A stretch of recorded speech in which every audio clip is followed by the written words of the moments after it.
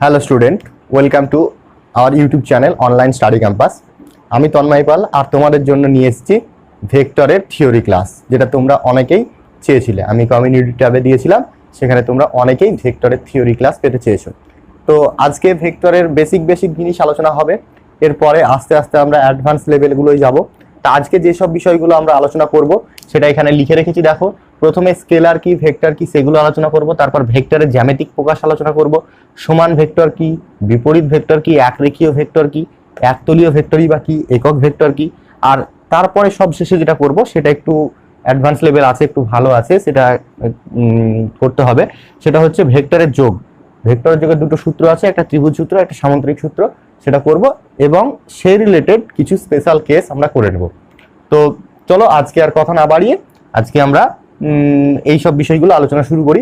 তার আগে একটা কথা বলে রাখি, তোমরা যারা চ্যানেলটিতে নতুন বা চ্যানেলে আগেও ভিডিও দেখেছো অথচ চ্যানেলটিকে এখনো সাবস্ক্রাইব করোনি, তাদেরকে বলবো চ্যানেলটিকে যত তাড়াতাড়ি সম্ভব সাবস্ক্রাইব করে রাখো। তার কারণ এই চ্যানেলে তোমাদের ফিজিক্স রিলেটেড বিভিন্ন সমস্যাগুলোর সমাধান করা হয়ে থাকে, এবং এখন থেকে আমরা এই চ্যানেলে ভেক্টরের ফিজিক্সের থিওরি ক্লাসগুলোও কিন্তু একের পর এক আপলোড করা শুরু করেছি। সো আর দেরি কিসের, এক্ষুনি চ্যানেলটিকে সাবস্ক্রাইব করে দাও। তো আজকে আর কথা বাড়াচ্ছি না, আজকে চলো আমরা এই টপিকগুলো শুরু করি। তো প্রথম যেটা আছে, প্রথম দেখো আছে স্কেলার কি এবং ভেক্টর কি। তোমরা 9 থেকে পড়ে আসছো, স্কেলার রাশি তাদেরকে বলে যাদের কেবলমাত্র মান থাকে, কোনো দিক থাকে না, তাদেরকে স্কেলার রাশি বলে। আর ভেক্টর রাশি বা কি, ভেক্টর রাশি হচ্ছে যে সকল রাশির মানও থাকে দিকও থাকে, তাদেরকে ভেক্টর রাশি বলে। এরপরে চলে আসছি ভেক্টরের জ্যামিতিক প্রকাশ। এটাতে আর কিছু বলার নেই, এইটুকুই তোমরা যেটা সকলে জানো। ভেক্টরের জ্যামিতিক প্রকাশ যে পার্টটা আছে সেটা অ্যাকচুয়ালি কি, ভেক্টরকে আমরা কিভাবে জ্যামিতিক ভাবে প্রকাশ করব। তো এটাও খুবই সোজা জিনিস, কিছু নাই।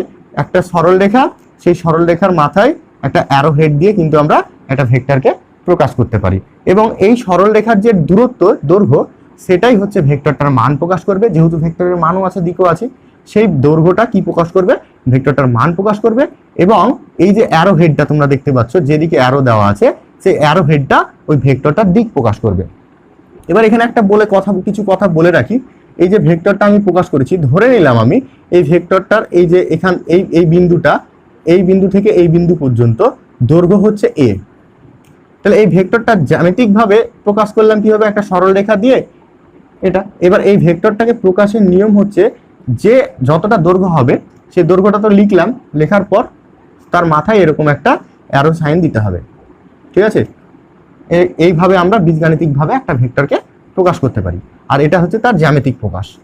এইবার আমরা এখানে কতগুলো বিন্দু পড়ে নিব। যেমন ধরো এই বিন্দুটা ভেক্টরের যে প্রাথমিক বিন্দু, সেটাকে আমরা বলি আদি বিন্দু।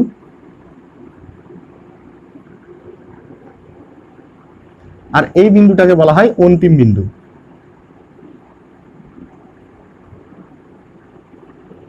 ঠিক আছে। আচ্ছা, এই হলো তোমার ভেক্টরের জ্যামিতিক প্রকাশ, এটা ছাড়া আর কিছুই বলার নাই। তাহলে আমি আরেকবার রিপিট করছি ব্যাপারটা, যে একটা ভেক্টরকে জ্যামিতিক ভাবে প্রকাশ করতে গেলে একটা সরল রেখা বলা ভুল, সরল রেখাংশ দ্বারা প্রকাশ করা হয়, এবং তার মাথায় একটা অ্যারো দেওয়া থাকে। যে অ্যারোটা কি প্রকাশ করে, ভেক্টরটা কোন দিকে, ডিরেকশন কোন দিকে সেটা প্রকাশ করে। আর এই যে সরলরেখাটা, সেই সরলরেখাটার দৈর্ঘ্য প্রকাশ করছে কি, দৈর্ঘ্য প্রকাশ করছে ওই ভেক্টরটার মান কত। এবার এখানে আমি আর একটা কথা বলে রাখি, আমি সাপোজ একটা ডাইরেকশন করি, এদিকটা উত্তর দিক, দক্ষিণ, পূর্ব আর পশ্চিম। এবার আমি তো এটা প্রথমে একটা ভেক্টরকে প্রকাশ করলাম জ্যামিতিক ভাবে। এখন আমি ঠিক এটা সমান্তরালে আর একটা ভেক্টর সমদৈর্ঘ্যের, এটার দৈর্ঘ্য সমান এবং একই দিকে যদি নিই, তাহলে কি এই ভেক্টরটা আর এই ভেক্টরটা কি আলাদা? তোমাদের কি মনে হয়, এই ভেক্টর দুটো কি আলাদা? এই ভেক্টর দুটো কিন্তু আলাদা নয়, একটাই ভেক্টর। যদি কোনো ভেক্টর এবং তার সমান্তরালে একই দৈর্ঘ্যের আর একটা ভেক্টর নেওয়া হয়, তাহলে এই দুটো ভেক্টর কিন্তু সেম ভেক্টর, এটা মাথায় থাকে যেন। যদি তার দিকটা এবং মান একই থাকে তাহলে সেম ভেক্টর। এইবার এইখান থেকে আমি একটা জিনিস তোমাদেরকে বোঝানোর চেষ্টা করছি, যে কোনো ভেক্টরকে যদি আমি সমান্তরালে একটু সমান্তরালে সরিয়ে নিয়ে যাই, তাহলে সেই ভেক্টরটার মানের বা দিকের কোনো পরিবর্তন হয় না, মানে ওই ভেক্টরটাই থাকে। তাহলে কি বললাম, যে কোনো ভেক্টরকে আমরা প্যারালালি শিফট করতে পারি, এই ব্যাপারটা এখান থেকে বুঝতে পারলো। তার কারণ তুমি দেখো, এটার যে দৈর্ঘ্য, সেই দৈর্ঘ্যটা আর এই দৈর্ঘ্যটা দুটোই a, এবং এটাও দেখো, এটাও পূর্ব দিকে কাজ করছে, এটাও পূর্ব দিকে কাজ করছে, তাহলে এই ভেক্টরটা এই ভেক্টর তো সেম ভেক্টর। ঠিক আছে, তাহলে আমরা এখান থেকে একটা কনক্লুশন আসতে পারলাম, যে কোনো ভেক্টরকে আমরা কি করতে পারি, প্যারালালি শিফট করতে পারি।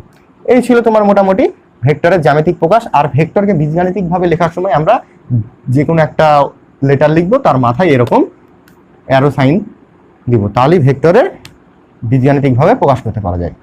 তারপরে আমরা যেটা আসবো সেটা হচ্ছে সমান ভেক্টর। এইসব জিনিসগুলো না খুব ছোট ছোট জিনিস, কিন্তু এর মধ্যেই এমন কিছু জিনিস লুকিয়ে আছে যেটা যদি তুমি সম্পূর্ণ যদি তোমার মধ্যে নলেজ না থাকে তাহলে কিন্তু তুমি ভুল করে দেবে। ঠিক আছে, সেই জন্য এই ভিডিওটা খুব মনোযোগ সহকারে দেখো, আশা করছি তোমাদের সেই ভুলগুলো ভেঙে যাবে। সমান ভেক্টর কি? সমান ভেক্টর হচ্ছে দুটো এমন ভেক্টর যাদের মান ও দিক দুটোই সেম, যাদের মান ও দিক দুটোই সেম। ঠিক আছে, এই যে এই ভেক্টরটা আমি নিলাম এ, এই ভেক্টরটাও এ, তাহলে দেখো দুটো ভেক্টরের মানও এক এবং দিকও এই দিকেই, তাহলে এই ধরনের ভেক্টরগুলোকে আমরা বলবো সমান ভেক্টর, ইকুয়াল ভেক্টর। তাহলে সমান ভেক্টর বলতে কি বোঝায়? যে সকল ভেক্টরের মান ও দিক একই হবে সেইগুলোকে আমরা সমান ভেক্টর বলবো। এখানে অনেকের একটা ভুল হয়ে যায়, সেটা হচ্ছে তোমরা এই মানটাকেই শুধু সমান বলো, দিকটাকে সমান বলো না, সেই ক্ষেত্রে কিন্তু সেটা সমান ভেক্টর হবে না। তাহলে এই ক্ষেত্রে যেটা গুরুত্বপূর্ণ পয়েন্ট সেটা হচ্ছে শুধুমাত্র মান সমান নাই, এদের দিকও সমান হতে হবে, তবেই দুটো ভেক্টর পরস্পর সমান হবে। তারপর চলে আসো বিপরীত ভেক্টর। বিপরীত ভেক্টর কি?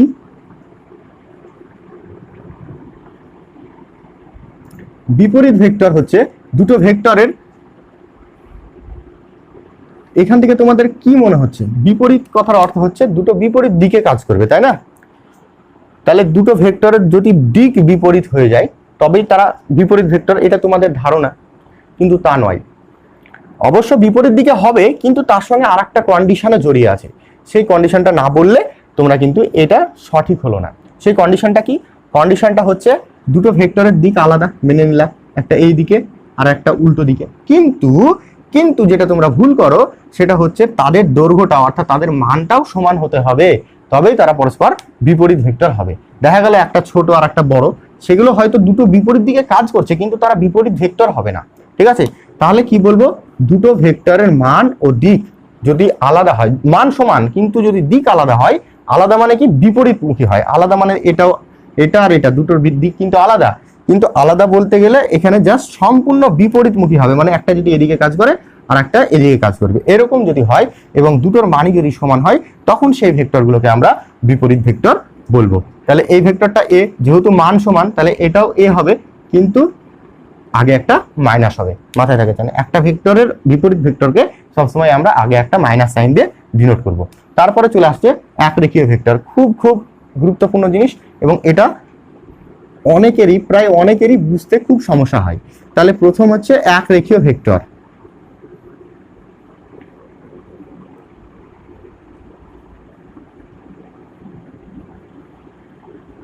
একরেখীয় ভেক্টর, একরেখীয় ভেক্টরটা কি? দেখো নাম দেখেই আমরা বুঝতে পারছি যে সকল ভেক্টরগুলো একটা রেখার উপর অবস্থান করবে সেগুলো সমান হতে পারে, অসমান হতে পারে, বা একই দিকে হতে পারে, অন্য দিকেও হতে পারে, বিপরীত সাইন যুক্ত হতে পারে, কিন্তু মেন কন্ডিশন হচ্ছে তাদেরকে একটা রেখায় অবস্থান করতে হবে, তবেই তারা পরস্পরের তবেই তারা একরেখীয় ভেক্টর হবে। তাহলে আমি যদি এখানে একটা একে দেখাই, সাপোজ এই একটা ভেক্টর, সাপোজ এটা, এবং এই একই রেখার উপরে আর একটা ভেক্টর কাজ করছে, সেটা হচ্ছে ভেক্টর বি, সেটা একই দিকে দেখো। এবার আমি যদি আরেকটা ভেক্টর দেখাই, এখান থেকে এতটা, যেটা কিনা এই দিকে কাজ করছে, সেটা ভেক্টর সি। কোন দিকে কাজ করলো বা সমান কি অসমান সেটা দেখে আমার লাভ নাই, যদি তিনটে বা তারও বেশি ভেক্টর একটা রেখার ওপর অবস্থান করে, তাদের মান সমান হোক না হোক, তাদের দিক একই হোক বা বিপরীত হোক, সেটা কিচ্ছু যায় আসে না। তাহলে প্রথম আমার কন্ডিশন হচ্ছে কতগুলো ভেক্টর যদি একই সরল রেখার উপর অবস্থান করে তাহলে সেই ভেক্টরগুলোকে আমরা বলবো একরেখীয় ভেক্টর। এবার আরেকটা কথা, সেটা যদি ধরো আমি এইখানে আরেকটা ভেক্টর আমি কল্পনা করলাম, সাপোজ এটা এবিসি, এটা এফ ভেক্টর, এবং এদের প্রত্যেকের সঙ্গে এই ভেক্টরটা সমান্তরালে আছে, তাহলে কি এই ভেক্টরগুলো আর এটা কি একরেখীয় হবে না? একটু যদি ভালোভাবে ভাবো তাহলে কিন্তু এই ভেক্টরটাও এদের সমরেখীয় ভেক্টর। কেন বলছি? তুমি জানো একটু আগেই প্রথমে আমি বললাম যে কোনো ভেক্টরকে আমরা প্যারালালি শিফট করতে পারি। তো এই ভেক্টরটা এখানে যেটা ছিল আমি যদি প্যারালালি সরিয়ে এখানে নিয়ে চলে যাই তাহলে তো সেই ভেক্টরটা এই রেখায় চলে এলো। তাহলে এই ভেক্টরগুলো কিন্তু একরেখীয় ভেক্টর। তাহলে কি বলবো? কতগুলো ভেক্টর যদি একই সরলরেখায় অবস্থান করে তাদের মান দিক আলাদা হতে পারে বা একও হতে পারে, তবে তারা একরেখীয় ভেক্টর হবে। তাছাড়াও যদি কতগুলো সমান্তরাল ভেক্টর থাকে সেই ভেক্টরগুলো কিন্তু একরেখীয় ভেক্টর হবে। যেই জায়গাটায় তোমরা ভুল করে দাও, এখানে তোমরা এই প্রথম কার্ডটা তো সবারই ঠিক থাকবে, সবাই জানছো একরেখীয় মানে একটা রেখায় অবস্থান করবে, কিন্তু এই যে সমান্তরালের যে ব্যাপারটা এটা কিন্তু অনেকের ভুল হয়ে যায়। তার কারণ নাম থেকে অনেক সময় মনে থাকে না, বারবার কালচার না থাকলে মনে থাকে না। কিন্তু এটা মাথায় রাখবা, সমান্তরাল ভেক্টরগুলোকে আমরা প্যারালালি শিফট করতে পারি এবং প্যারালালি শিফট করে দেখবা একটা সরল রেখার উপর কিন্তু আমরা আনতে পারি। ঠিক আছে? তার জন্য এই সমান্তরাল ভেক্টরগুলোও কিন্তু পরস্পর একরেখীয় ভেক্টর হবে। এরপরে চলে আসছি আমরা একতলীয় ভেক্টর। একতলীয় ভেক্টর মানে এখান থেকে নাম থেকেই বোঝা যাচ্ছে যে সকল ভেক্টরগুলো একটা তলের উপর অবস্থান করবে সেগুলোকে আমরা একতলীয় ভেক্টর বলি। যেমন এখানে আমি যতগুলো ভেক্টরই এঁকেছি, যেমন এই ভেক্টরটা বা এটা বলো বা এইগুলো বলো, সবগুলোই কিন্তু এই বোর্ডটার তলে অবস্থান করছে, কোনোটাও কিন্তু বোর্ডের উপর থেকে এইভাবে লম্বভাবে নেই। তাই প্রত্যেকটা ভেক্টর যেহেতু এই বোর্ডটার তলেই অবস্থান করছে তাই এরা প্রত্যেকেই কিন্তু একতলীয় ভেক্টর। তাহলে একতলীয় ভেক্টরের আর অন্য কোনো সমস্যা নেই। এখানে মনে রাখতে হবে যে সকল ভেক্টরগুলো একটা তলের উপর অবস্থান করে সেগুলোই হচ্ছে একতলীয় ভেক্টর। ঠিক আছে? তারপরে চলে আসছি আমরা একক ভেক্টর। এটা একটু মনোযোগ সহকারে বুঝতে হবে। সেটা কি? একক ভেক্টরটা কি?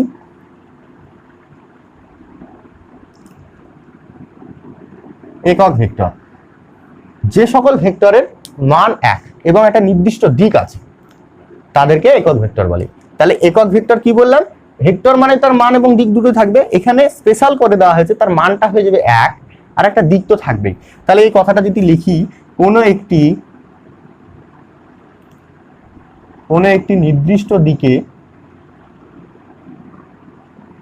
নির্দিষ্ট দিকে যে সকল ভেক্টরের মান একক তাদের একক ভেক্টর বলে।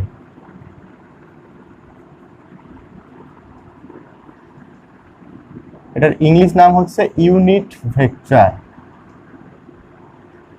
ঠিক আছে? তাহলে কি বললাম? যে সকল ভেক্টরের মান এক কিন্তু তার একটা নির্দিষ্ট দিক থাকে সেটাকেই আমরা বলি একক ভেক্টর। সেটা বাংলা ভাষায় এখানে সুন্দরভাবে লিখে দিয়েছি। কোনো একটি নির্দিষ্ট দিকে যে সকল ভেক্টরের মান এক বা একও লিখতে পারো তাদেরকে একক ভেক্টর বলে। এবার এটাকে আমরা প্রকাশ করব কিভাবে? প্রকাশ করার নিয়ম, ধরো এই একটা ভেক্টর, সেটাকে আমি এ দিয়ে প্রকাশ করছি, ভেক্টর এ। তাহলে এই দিক বরাবর যে একক ভেক্টরটা হবে সেই একক ভেক্টরটাকে আমরা এ দিয়েই প্রকাশ করব, কিন্তু মাথায় এরকম ক্যাপ দিয়ে। আগে এখানে কি দিচ্ছিলাম? এখানে ওই ভেক্টরটা মানে লেটারটা লেখার পর মাথায় একটা অ্যারো দিচ্ছিলাম, কিন্তু ইউনিট ভেক্টর প্রকাশের নিয়ম হচ্ছে মাথায় এরকম ক্যাপ দিব। ঠিক আছে?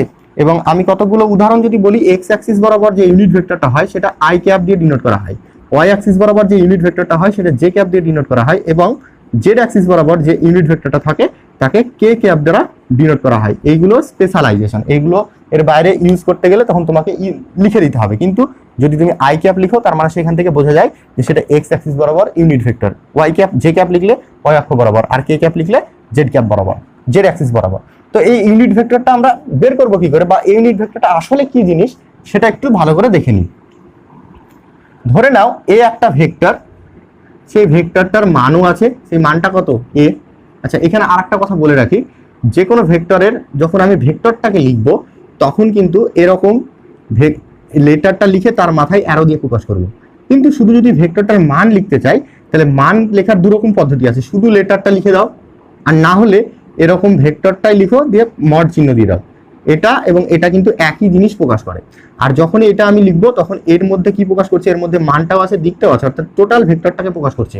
আর এটা বা এই মডুলাস অফ ভেক্টরে এই দুটো কিন্তু শুধুমাত্র ভেক্টরটার মান প্রকাশ করছে।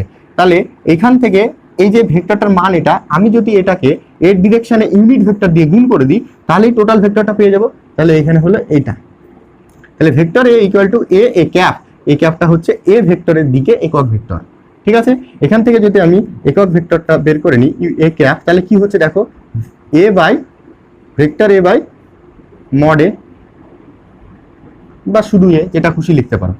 এটাই হচ্ছে ইউনিট ভেক্টরের এক্সপ্রেশন। তাহলে আমরা এই ইউনিট ভেক্টরের এক্সপ্রেশনটা যদি আমি সংজ্ঞায় বলতে যাই, তাহলে কি বলবো, কোনো একটা ভেক্টর তার এবং কোনো একটা ভেক্টর এবং সেই ভেক্টরের মডুলাস বা মান দিয়ে যদি তাকে ভাগ করা হয়, এই দুটোর অনুপাত নেওয়া হয়, তাহলে যেটা পাই সেটাই হচ্ছে ওই ভেক্টরের দিকে একক ভেক্টর। আরেকবার রিপিট করছি, যে কোনো ভেক্টরকে তার মান দিয়ে ভাগ করলে আমরা তার একক ভেক্টরটা পাই, ওই ভেক্টর অভিমুখে যে একক ভেক্টরটা সেটা পাই। তো একক ভেক্টর আশা করছি বোঝাতে পেরেছি ব্যাপারটা। কি হলো, কোন একটা ভেক্টর, দেখো এ হচ্ছে সেই ভেক্টর, আর সেই ভেক্টরটার মান হচ্ছে মড এ, যদি এদেরকে ভাগ করে দিই তাহলেই আমরা এ ভেক্টরের অভিমুখে ইউনিট ভেক্টর বা একক ভেক্টর পেয়ে যাব। এবার আমরা চলে আসব ভেক্টরের যোগ। ভেক্টরের যোগ এই জায়গাটা খুব গুরুত্বপূর্ণ জায়গা, খুব মনোযোগ সহকারে দেখবে।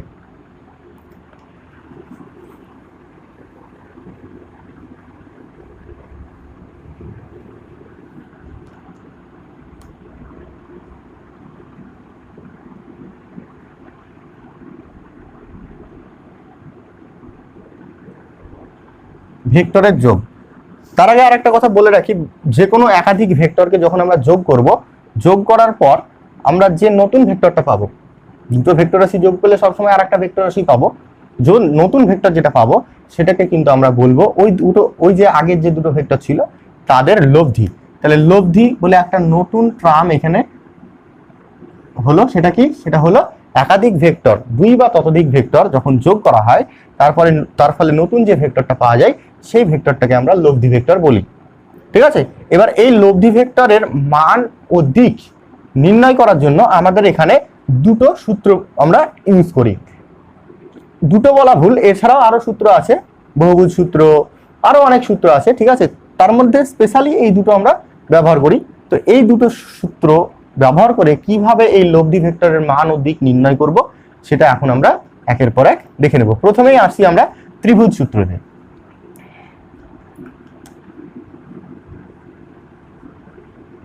ত্রিভুজ সূত্র, ত্রিভুজ সূত্র কি বলছে, যে একটা ত্রিভুজের ক্রমানুসারে গৃহীত, ক্রমানুসারে মানে কি, এটা একটা ব্যাপার আছে। ক্রমানুসারে মানে ধরো এই হচ্ছে একটা ভেক্টর এ প্রকাশ করছে, আর এ একটা ভেক্টর বি প্রকাশ করছে। দেখো ক্রমানুসারে মানেটা কি, দেখো এদের যে ডিরেকশনটা একবার এইদিকে গেল তারপরে এইদিকে গেল, যদি এই ভেক্টরটার ডিরেকশন এইদিকে হয়ে যেত তাহলে কিন্তু এই দুটো ক্রমানুসারে গৃহীত হতো না।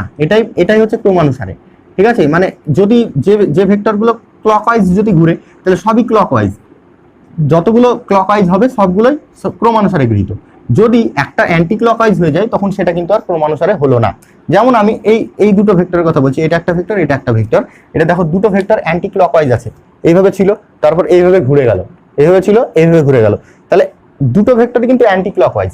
তার যদি হয় তাহলে সেই বাহুগুলোকে আমরা ক্রমানুসারে গৃহীত বাহু বলে থাকি। ঠিক আছে, তাহলে এই দুটো একটা ত্রিভুজ যদি এবার আমি কমপ্লিট করি, এই যে এই ত্রিভুজটা, তাহলে কি হবে, দেখো একটা ত্রিভুজের ক্রমানুসারে গৃহীত দুটো বাহু যদি দুটো ভেক্টরের মান ও দিক প্রকাশ করে, তাহলে বিপরীত ক্রমে যে বাহুটা আছে, তৃতীয় বাহুটা, সেটা কিন্তু লব্ধি ভেক্টরের মান নির্দেশ করবে। এটাকে আমি যদি সি বলি, ভেক্টর সি, তাহলে কি করবে, এদের লব্ধি হবে এটা, অর্থাৎ যোগফল ভেক্টর এ প্লাস ভেক্টর বি, এটা হবে এই ভেক্টরটা। এবার তুমি এখানে রিলেট করো, দেখো এটা একই দিকে অ্যান্টি ক্লকওয়াইজ ঘুরছে, কিন্তু এটা আবার ক্লকওয়াইজ হয়ে গেছে।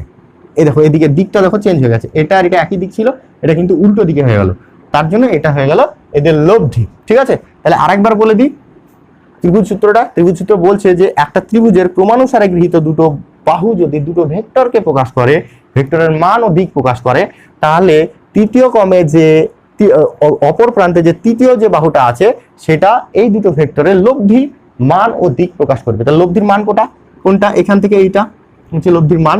আর দিক বের করার সময় আমরা যে কোনো একটি ভেক্টরের সঙ্গে এটা কতটা অ্যাঙ্গেল করেছে সেই অ্যাঙ্গেলটা ক্যালকুলেট করে দিই। তাহলে এই যে লব্ধি ভেক্টরটা এখানে দেখো থিটা কোণ করেছে, সেই থিটার মানটা বের করলেই হয়ে যাবে। ঠিক আছে, এই হয়ে গেল তোমার ত্রিভুজ সূত্র। এবার এই ত্রিভুজ সূত্রে অ্যাপ্লাই করে এই ভেক্টরটার মান আমি কত সেটা বের করব, আর এই ভেক্টরটার দিকই বা কত সেটা বের করব। ঠিক আছে, তো তার জন্য আমি এইখানে আমি একটা নাম দিয়ে দিলাম, এটা ও, এটা এ, এটা বি, নাম দিয়ে দিলাম।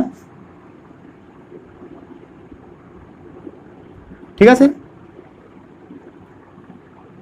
এইবার আমি করছি কি, এইখান থেকে প্রথমে একটা লম্ব আমি টেনে নিলাম, যেটা কি না বোর্ড এই জায়গাটার সঙ্গে এইখানে ছেদ করেছে ই বিন্দুতে। এটা করার কারণ হচ্ছে, আমরা দেখো এই যে ট্রায়াঙ্গেলটা প্রথমে নিয়েছিলাম, সেই ট্রায়াঙ্গেলটা কিন্তু সমকোণী ট্রায়াঙ্গেল নয়। সমকোণী না হলে আমরা পিথাগোরাসের সূত্র অ্যাপ্লাই করতে পারবো না। ঠিক আছে, পিথাগোরাসের সূত্র অ্যাপ্লাই না করলে প্রথমেই আমি এই মানগুলো বের করতে পারছি না। ঠিক আছে, তাই আমি এই ট্রায়াঙ্গেলটাকে মানে যাতে পিথাগোরাসের সূত্রটা অ্যাপ্লাই করতে পারি, সেই জন্য আমি একটা সমকোণী ট্রায়াঙ্গেলে রূপান্তরিত করে নিলাম। ঠিক আছে, রূপান্তর করে নিলাম কিভাবে, এখান থেকে একটা লম্ব টানলাম, যে লম্বটা কিনা বর্ধিত ও এ কে ই বিন্দুতে ছেদ করেছে, এই যে এখান থেকে এখানে ছেদ করেছে। ঠিক আছে, এবার দেখো এখানে আমার নতুন এক্সট্রা কিছু চলে এলো। সেই এক্সট্রাগুলো কি দেখো, এ ই এটা এক্সট্রা, তারপরে বি এই যে রেখাটা সেটা এক্সট্রা, কিন্তু এইগুলো আমার দরকার ছিল না, আমার দরকার ছিল এ বি, এগুলো দরকার ছিল, তাই না? তো আমি এইগুলোকে এ আর বি দিয়ে রিপ্লেস করব, একটু পরে কিভাবে করব সেটা তোমরা দেখে নাও। তার আগে আরেকটা কথা, গুরুত্বপূর্ণ কথা যেটা বলতে আমি ভুলে গেছি, সেটা এখানে মাথায় রাখতে হবে। এই যে এ ভেক্টর আর এটা বি ভেক্টর, এদের মধ্যবর্তী কোণ কত? এই চিত্র অনুযায়ী তোমাদের প্রাথমিক ধারণা অনুযায়ী তোমরা বলবে এই অ্যাঙ্গেলটা হচ্ছে এদের মধ্যবর্তী কোণ। দেখো এইটা আর এই ভেক্টরটার মধ্যবর্তী কোণ এটা, কিন্তু তোমরা এই জায়গাটাতে অনেকে ভুল করে ফেলো। এটা মনে রাখার একটা নিয়ম আছে, দেখো দুটো ভেক্টর, এইটা আর এই ভেক্টরটা, ধরো এটা হচ্ছে সেই ভেক্টর। ঠিক আছে, যদি দেখো এখানে এই পয়েন্টটাকে বলেছিলাম ইনিশিয়াল পয়েন্ট বা আদি পয়েন্ট, আদি বিন্দু, আর এই বিন্দুটাকে বলেছিলাম অন্তিম বিন্দু। এই ভেক্টরটার ক্ষেত্রেও তাই, এটা আদি বিন্দু আর এটা অন্তিম বিন্দু। যদি দুটো ভেক্টরের এই যে আদি বিন্দুটা, এই বিন্দুটা আর এই বিন্দুটা যদি একই জায়গায় থাকে, যদি এই ভেক্টরটাকে প্যারালালি শিফট করে আমি এখানে নিয়ে চলে আসি, যদি দুটো ভেক্টরের আদি বিন্দু একই হয়, একটা পয়েন্ট হয়, তাহলে সেক্ষেত্রে তাদের মধ্যে যে অ্যাঙ্গেল সেটাই হচ্ছে ভেক্টর দুটোর মধ্যবর্তী অ্যাঙ্গেল। কিন্তু যদি আদি পয়েন্টগুলো এক না হয়, একটার আদি আর একটার ফাইনাল এরকম যদি হয়, যেমনটা এখানে আছে, দেখো এখানে আমি আঁকছি, দেখো এইটা এইভাবে আছে, তাই না? এইভাবে আছে, দেখো এটার এই যে ভেক্টরটা, এই ভেক্টরটার ফাইনাল পয়েন্ট আর এই ভেক্টরটার ইনিশিয়াল পয়েন্ট, এই দুটো পরস্পরের সঙ্গে আছে, তাহলে সেক্ষেত্রে কিন্তু যে অ্যাঙ্গেলটা, সেই অ্যাঙ্গেলটা তাদের মধ্যবর্তী কোণ হবে না। এটা কিন্তু খুব গুরুত্বপূর্ণ একটা ব্যাপার। তাহলে মধ্যবর্তী কোণ কোনটা হবে, এটাকে আমাকে সামনে ফরওয়ার্ডে বাড়াতে হবে, যেরকম করে এখানে আমি বাড়িয়েছি।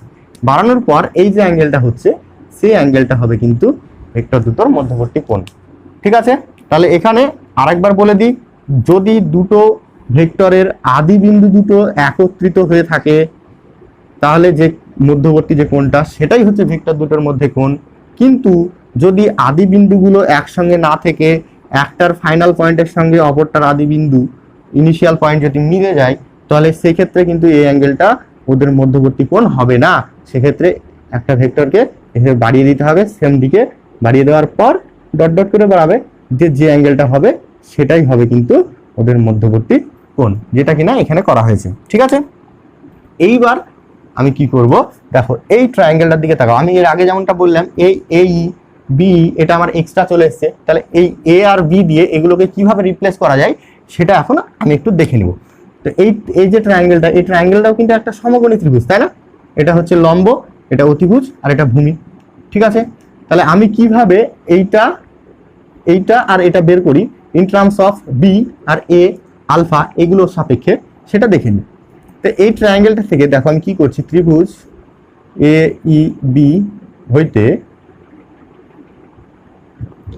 আমি যদি সাইন আলফা বের করি, সাইন আলফা যদি বের করি তাহলে কি হবে, সাইন মানে কি লম্ব বাই অতি।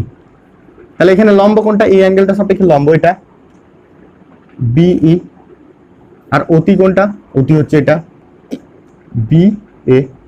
ঠিক আছে, এখান থেকে দেখো বি এর ভ্যালুটা আমি জানি না, বি এর ভ্যালুটা জানি না, তাহলে বিটা যদি বের করে নিই তাহলে B equal to B A sine alpha হয়ে যাবে। আর বি এ মানে কি বলতো, বি এ মানে হচ্ছে এটা বি ভেক্টর, বি, তাহলে বিই মানে হলো বি সাইন আলফা। অনুরূপভাবে আমি যদি কস আলফা বের করি, তাহলে ভূমি বাই অতি, ভূমিটা কি এই, আর অতি হচ্ছে এ বি বা এ বিও বলতে পারো, বিএও বলতে পারো, এ বি লেখো। এখান থেকে তুমি এ এফ বা এ ইটা বের করে নাও, তাহলে এটা এদিকে গুণ হয়ে গেল A B cos alpha. A B মানে কত? এ বি মানে দেখো, এ বি মানে হচ্ছে বি, ভেক্টর বি, তাহলে A E is equal to B cos alpha. আমার যেখানে যেখানে এ ইটা আসবে আর যেখানে যেখানে বি ইটা আসবে সেখানে সেখানে আমরা বি সাইন আলফা আর বি কস আলফা ব্যবহার করব, ঠিক আছে। এবার আমরা এই যে গোটা ট্রায়াঙ্গেলটা, সেই গোটা ট্রায়াঙ্গেলটা একটা সমকোণী ত্রিভুজ, তাহলে সমকোণী ত্রিভুজের ক্ষেত্রে পিথাগোরাসের সূত্র অনুযায়ী কি লিখতে পারি? দেখো ও বি স্কোয়ার, দেখো এটা ও বি স্কোয়ার ইকুয়াল টু, এটা গোটাটা ও ই স্কোয়ার প্লাস এটা ই বি স্কোয়ার, এটা কিন্তু আমরা লিখতে পারি পিথাগোরাসের সূত্র থেকে। পিথাগোরাসের সূত্র বলছে অতিভুজ স্কোয়ার সমান ভূমি স্কোয়ার প্লাস লম্ব স্কোয়ার। লিখলাম, লেখার পর এই ওবিটাকে আমি দুটো অংশে ভাগ করে লিখতে পারি। দেখো ওই যেটা আছে, ওই মানে এখানে ও এ প্লাস এই লিখতে পারি, তাহলে এটার জায়গায় আমরা ও এ প্লাস এ ই লিখে দেবো। লিখি ও এ প্লাস এ ই লিখলাম, যেহেতু মাথায় স্কোয়ার আছে স্কোয়ার দেওয়া হলো। তারপরে কি হবে? তারপরে এটা যেমন আছে তেমনই থাক, ই বি এর হোল স্কোয়ার যেমন আছে তেমন থাকলো। এবার এটাকে আমরা দেখো এ প্লাস বি এর হোল স্কোয়ারের ফর্মুলাটা ফেলতে পারি, তাহলে এটা কি হবে? ও এ এর square plus 2 into O A into A E plus A E এর হোল স্কোয়ার। দেখো A square plus 2ab plus B square, আর এটা যেমন ছিল এখানে তেমনটা রেখে দিলাম। এবার এই দুটো যেটা হলো সেই দুটোকে আমি একত্রিত এক জায়গায় ঢুকিয়ে দিলাম, আর এটা যেমন আছে তেমন থেকে যাক। এবার এই দুটো এক জায়গায় ঢুকালে কি হচ্ছে তুমি দেখো, এ ই স্কোয়ার মানে এটার স্কোয়ার আর ই বি স্কোয়ার মানে এটার স্কোয়ার, তাহলে এটার স্কোয়ার প্লাস এটার স্কোয়ার, তার মানে আমরা কি লিখতে পারি? দেখো এটা এই যে ট্রায়াঙ্গেলটা, এই ট্রায়াঙ্গেলটা এটা অতিভুজ, তো তাহলে অতিভুজ স্কোয়ার সমান ভূমি স্কোয়ার প্লাস লম্ব স্কোয়ার লিখতে পারি। তাহলে এইটা গোটাটার পরিবর্তে এ বি এর স্কোয়ার এটা কিন্তু আমরা লিখতে পারি, তাই করছি এখানে। দেখো এটার মান কত বলো তো? ও এ এর মান কত? ও এর মানে হচ্ছে এ, দেখো ও এ এইটুকুনের মান হচ্ছে এ, তাহলে এ স্কোয়ার লিখে দিতে পারি ও এর জায়গায়, প্লাস 2 থাকলো ও এর জায়গায় আবার এ। আচ্ছা এবার এ ই এসছে, এ ই মানে আমরা দেখো এখানে বের করে রেখেছি বি কস আলফা, তাহলে এই জায়গাটা লিখে দিলাম বি কস আলফা। আর এইটা গোটাটার পরিবর্তে কি লিখবো বললাম? এইটা, তাই কি না? তাহলে এটা কেন হচ্ছে? দেখো A square plus A B square equal to A B square হবে না, তাহলে এই জায়গাটায় আমরা লিখতে পারি এ বি স্কোয়ার। আর এ বি স্কোয়ার মানে কত? এ বি মানে হচ্ছে বি স্কোয়ার, ছোট হাতের বি স্কোয়ার। আর এইটার জায়গায় কি লিখতে পারি? দেখো বিসি, বিসি মানে তো ভেক্টর সি, তাহলে এটা মানে হচ্ছে C square. C square equal to হলো A square plus 2ab cos theta plus B square. তাহলে এখান থেকে আমি সি এর মান যদি বের করি, সি এর মান হবে রুট ওভার হয়ে যাবে স্কোয়ারটা তুলে দিলে, এটাকে আমি সাজিয়ে লিখছি A square plus B square plus 2ab cos alpha. এটা হয়ে গেল তোমার এই যে লব্ধি ভেক্টর, সেই লব্ধি ভেক্টরটার মান, ঠিক আছে। লব্ধি ভেক্টরটার মান কিন্তু আমরা এইভাবে বের করতে পারলাম।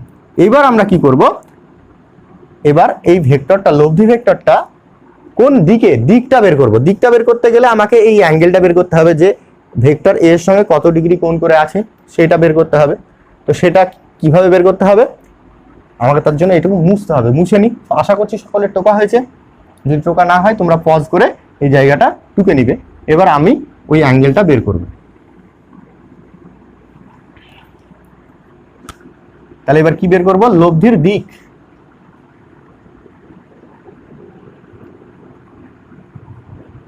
লব্ধির দিক, লব্ধির দিক বের করতে গিয়ে এই যে বড় ট্রায়াঙ্গেলটা, সেই বড় ট্রায়াঙ্গেলটায় আমি ট্যান থিটা বের করব।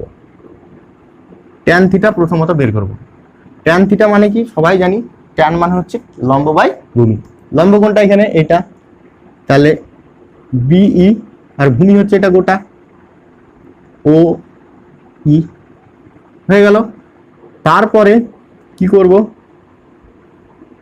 এই বি এর মান এখানে বের করেছি, দেখো বি মান হচ্ছে বি সাইন থিটা, বসিয়ে দিলাম, সাইন থিটা নয় সাইন আলফা, ঠিক আছে। আর ও ই মানে হচ্ছে এ, দেখো এইটুকু প্লাস এইটুকু, এইটুকু মানে কত এ, আচ্ছা আমি লিখেই করছি, ও এ প্লাস এ ই, ও এর জায়গাটা লিখতেই পারি। তারপরে আবার ট্যান থিটা ইকুয়াল টু কত হচ্ছে, উপরে যেটা আছে সেটা থেকে গেল, বি সাইন আলফা থাকলো, ও এর জায়গায় লিখতে পারি এ, আর এ ই এর মান এখানে বের করে রেখেছি বি কস আলফা। তাহলে এখান থেকে যখন আমি থিটার মানটা শুধু বের করব তখন এইদিকে ট্যান ইনভার্স হয়ে যাবে, tan inverse B sine alpha by A plus B cos alpha. এটাই হয়ে গেল কিন্তু লব্ধি ভেক্টরের দিক। এবার এটা প্রকাশ করে লিখবো কিভাবে, যে লব্ধি ভেক্টরটা এ ভেক্টরের সঙ্গে থিটা কোণে আনত, তাহলে থিটার মান কত, ট্যান ইনভার্স এটা, ঠিক আছে। তাহলে আমরা ত্রিভুজ সূত্রের সাহায্যে একটা দুটো ভেক্টরের লব্ধির মান ও দিক বের করা শিখে নিলাম। এইবার সামান্তরিক সূত্রটা কি সেটা আমাদেরকে জানতে হবে। তা মুছে দিলাম, আশা করি টোকা হয়েছে।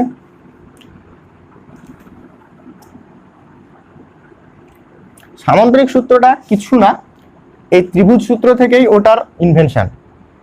দেখো কিভাবে আসছে, এখানে হেডিংটা করি, সামান্তরিক সূত্র।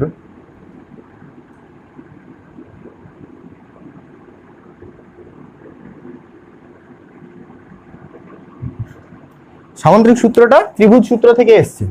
আমরা একটু আগে দেখলাম যে কোনো ভেক্টরকে আমরা প্যারালালি শিফট করতে পারি। তাহলে এই যে ভেক্টরটা সেটাকে যদি আমি প্যারালালি শিফট করে এখানে নিয়ে চলে আসি, যদি এখানে আঁকি,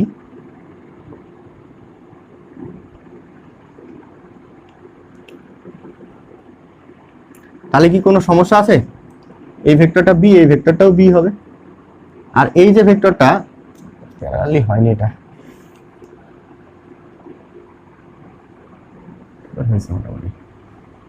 ভেক্টর বি। আর এই যে ভেক্টরটা এটাকেও প্যারালালি শিফট করে এখানে নিয়ে যেতে পারি, এটা হচ্ছে ভেক্টর এ।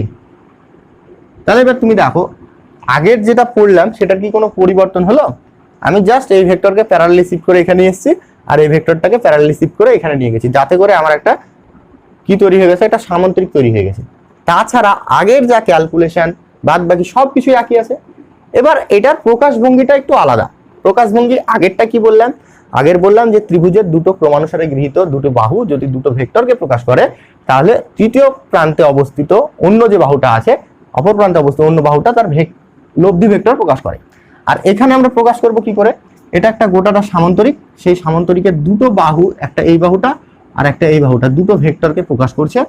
তার ফলে তাদের কর্ণগামী, তাদের ওই ছেদবিন্দুগামী যে কর্ণটা, এই তো ছেদবিন্দু, এই ছেদবিন্দুগামী যে কর্ণটা, সেই কর্ণটা কি নির্দেশ করবে, এই ভেক্টর দুটোর লব্ধি প্রকাশ করবে। এটাই কিন্তু সামান্তরিক সূত্র অনুযায়ী আমরা বুঝতে পারি, ঠিক আছে। এবার তুমি দেখো লব্ধিটা কি চেঞ্জ হবে? চেঞ্জ হবে না, আগেরটাতেও এটা লব্ধি ছিল। দেখো এই ত্রিভুজটা যদি ভাবি, আগের ক্ষেত্রেও এটাই লব্ধি ছিল। এবার আমি যখন এটাকে সামান্তরিক সূত্রে কনভার্ট করে দিলাম, সেক্ষেত্রেও তো এটাই লব্ধি হবে, লব্ধি তো আর পাল্টাবে না। আমি ত্রিভুজ সূত্র অনুযায়ী বলি বা সামান্তরিক সূত্র অনুযায়ী বলি, লব্ধির মান তো একই থাকবে, দুটো ভেক্টরের যোগফল আমি যে সূত্র অনুযায়ী করি সেই সূত্র অনুযায়ী একই, ঠিক আছে। শুধু এখানে প্রকাশভঙ্গিটা আলাদা, ভাষাটা আলাদা। আগেরটাই কি বললাম, বললাম যে দুটো ভেক্টর ত্রিভুজের দুটো বাহুকে দ্বারা প্রকাশিত হলে অন্য যে বাহুটা আছে সেটা ভেক্টরের লব্ধি প্রকাশ করে। এখানে কি বলছি, এখানে বলছি একটা সামান্তরিক, সেই সামান্তরিকের দুটো বাহু, এই যে এই একটা বাহু আর একটা বাহু, দুটো বাহু যদি দুটো ভেক্টরকে প্রকাশ করে, তাহলে সেই বাহু দুটো ছেদবিন্দুগামী কর্ণটা ওই ভেক্টরের লব্ধি প্রকাশ করে। তো একই ব্যাপার, আগেরটারই ব্যাপার। এবার এটার যদি তুমি ক্যালকুলেশন করে ওই লব্ধির মান বা লব্ধির দিক এগুলো বের করতে যাও, তার সেক্ষেত্রেও তোমার আগেরটাই যে অ্যান্সারটা আসলো, C equal to √a² plus b² plus 2ab cos alpha, সেটাই আসবে। আবার ট্যান থিটার মান যদি বের করতে চাও, তাও তাই আসবে, B sine alpha by a plus b cos alpha, ঠিক আছে। এবং ক্যালকুলেশনটাও এক, ক্যালকুলেশন যে এখানে আলাদা কিছু তা নয়, সামান্তরিক সূত্রের ক্ষেত্রে এই ত্রিভুজ ধরেই ক্যালকুলেশনটা কিন্তু করতে হবে। তো সেই জন্য আমি আর এই ক্যালকুলেশনটা করে দেখাচ্ছি না, যেহেতু একই ব্যাপার। তোমাকে এই জাস্ট এই টার্মটা সামান্তরিকটা হলো তাই, কিন্তু এই ত্রিভুজটা ধরেই আগের মতন যা ক্যালকুলেশন করলেন সেম ক্যালকুলেশনই এখানে করতে হবে, তাই আমি সেই ক্যালকুলেশনটা করে আর দেখালাম না। তাহলে সামান্তরিক সূত্রে একটা নতুন জিনিস আসলো, সেটা হচ্ছে একটা সামান্তরিকের দুটো বাহু যদি দুটো ভেক্টর নির্দেশ করে, তাহলে সেই বাহু দুটির ছেদবিন্দুগামী কর্ণটা লব্ধির মান ও দিক নির্দেশ করবে, এটাই, আর অন্য কিছু নাই কিন্তু এখানে। ঠিক আছে, এবার ত্রিভুজ সূত্রে আমি একটা জিনিস বলতে ভুলে গেছি, সেটা এখানে একটু বলে দিই। ধরো একটা ত্রিভুজ এরকম, এর তিনটে বাহু ক্রমানুসারে তিনটে ভেক্টরকে নির্দেশ করছে। সাপোজ এটা এ ভেক্টর, এটা বি ভেক্টর, আর এটা সি ভেক্টর। তাহলে এই ক্ষেত্রে লব্ধিটা কত হবে? দেখো ইনিশিয়াল আর ফাইনাল পয়েন্ট একই, এখান থেকে গেছে এখানে গেছে। তা আমি এর ভাবে লিখতে পারি ভেক্টর এ প্লাস ভেক্টর বি প্লাস, আমি প্রথমটায় চলে আসছি। দেখো প্রথমে এরকম ছিল ইকুয়াল টু ভেক্টর সি বলেছিলাম।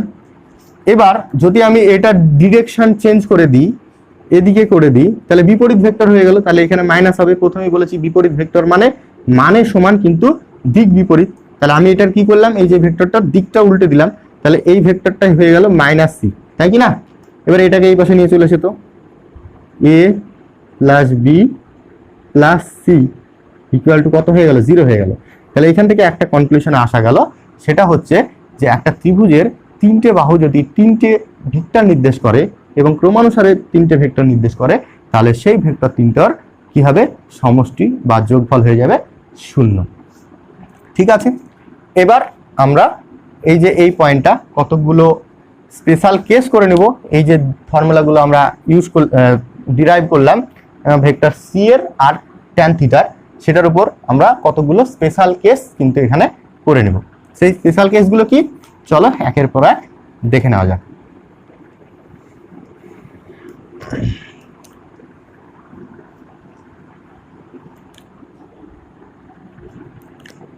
কেস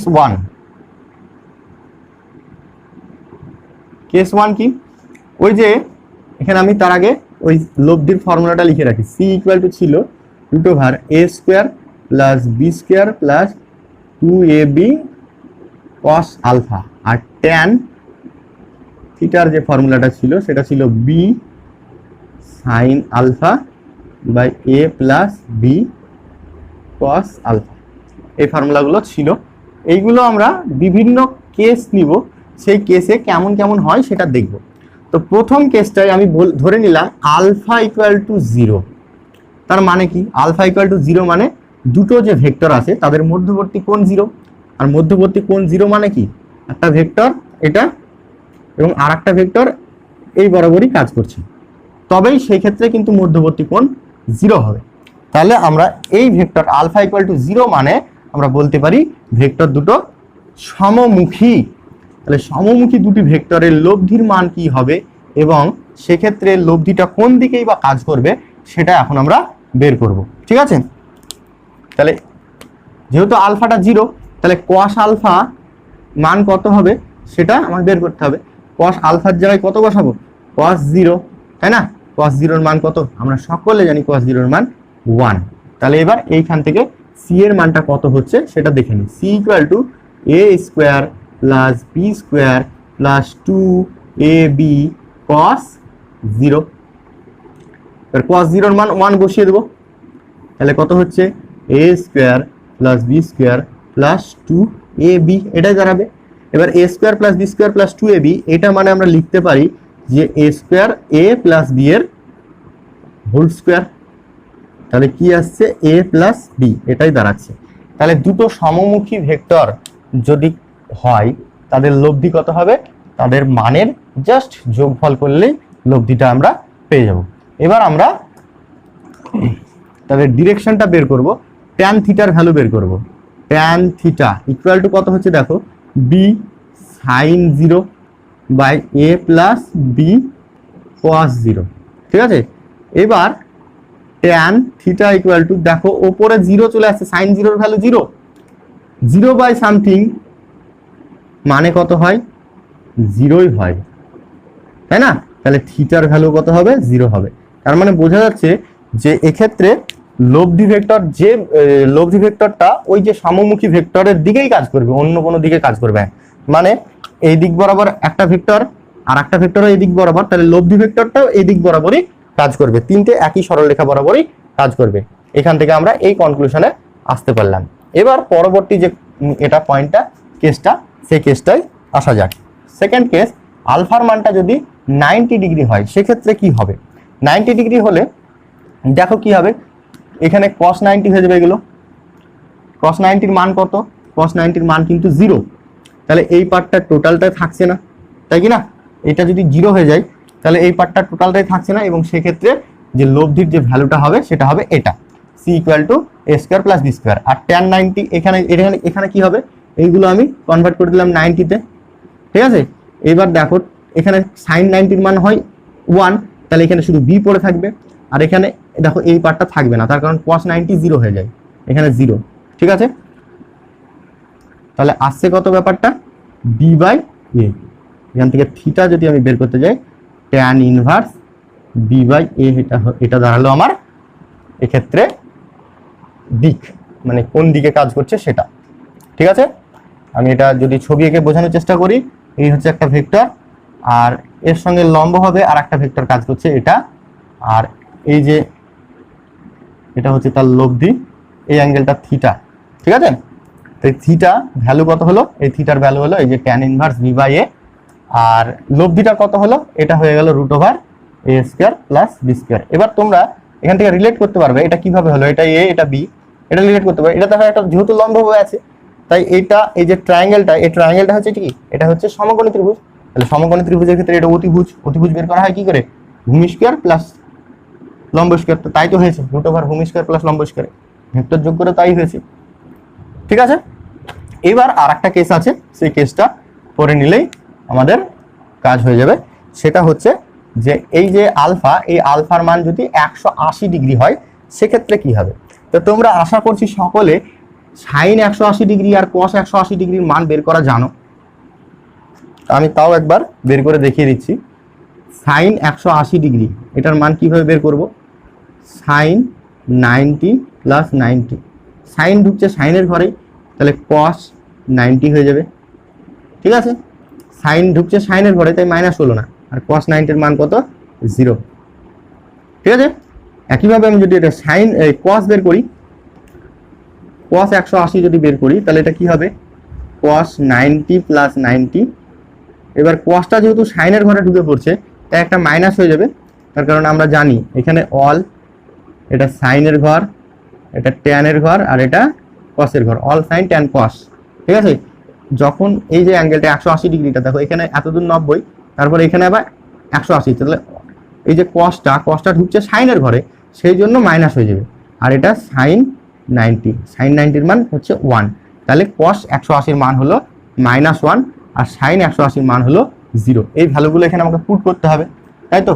তাহলে এই যে এই জায়গাটায় আমাকে কত আসবে, 180 আসবে। 180 যদি আসে তাহলে এটার মান হবে -1, তাহলে 2ab দাঁড়াবে। 2ab মানে কত, a মাইনাস b তার হোল স্কয়ার, তাহলে এটা করে আসছে a মাইনাস b। তাহলে এখান থেকে আমরা বুঝতে পারলাম যে যখন দুটো ভেক্টরের মধ্যবর্তী কোণ 180 হবে, 180 মানে কিরকম সেটা ফিলিংটা আগে নাও। একটা ভেক্টর এইদিকে কাজ করছে আর একটা ভেক্টর ঠিক তার উল্টো দিকে কাজ করছে, এই যে অ্যাঙ্গেলটা, এই অ্যাঙ্গেলটা হচ্ছে 180 ডিগ্রি। মানে বিপরীতমুখী দুটো ভেক্টর যদি হয় তাহলে সেক্ষেত্রে তাদের লব্ধিটা হবে তাদের বিয়োগফলের সমান, ঠিক আছে?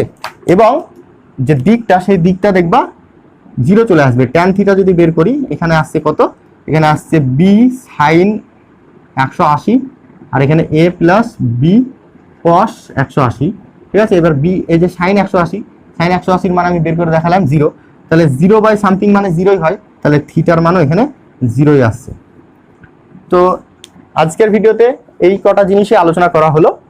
পরবর্তী ভিডিওতে আমরা এরপরে বিনিময় নিয়ম, সংযোগ নিয়ম, ভেক্টরের বিয়োগ, আরও যেসব জিনিসগুলো আছে একের পর এক আলোচনা করব, এবং এই রিলেটেড কিছু গাণিতিক সমস্যাও সমাধান করা হবে। তো আজকে সকলের কাছে অনুমতি নিচ্ছি। ধন্যবাদ, শুভরাত্রি।